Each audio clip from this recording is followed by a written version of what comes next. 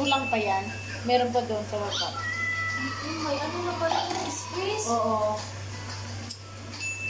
Kasi nagtatanong. Tikit sa iring. Okay na yun mo. Burkok na yun. Mamaya patatas. Mahal. Ano ba ba ilalagay ko eh? Lagay mo na lang ha. Ikan to. Ang daming social experiment ngayon ba? Alam kasi nilang kumikita. Kaya nga. Magganon ka rin. Mag-social experiment. May yain kasi ako minsan. Huwag kang ano. Hindi, mag-ano na lang ako. Mag-i-help ng behind. Behind the scene? Yung wala, yung kung sino lang madaanan.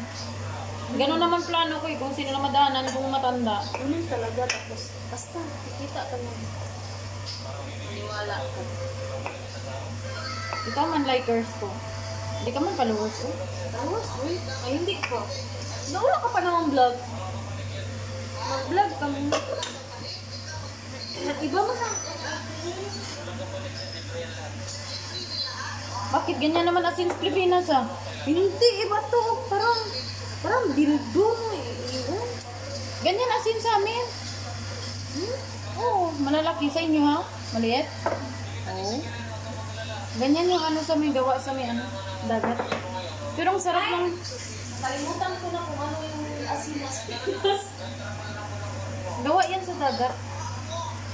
Ang sarap ng ulam ko. Sarap naman tayo eh. Alang-alang naman, kakain ka pa, magka-crap pa tayo bukas. Hindi gani, pero masarap. Fairness. Tago mo yan. Unahan ka na yan. Hindi yan. Pagka hindi pa ako kumuha. Pero natandaan niya talaga, sabi ko may lechon pa doon. Ah, gusto ko lechon. Sabi ko, may lechon pa ako doon sa baba. Tama na yung asin.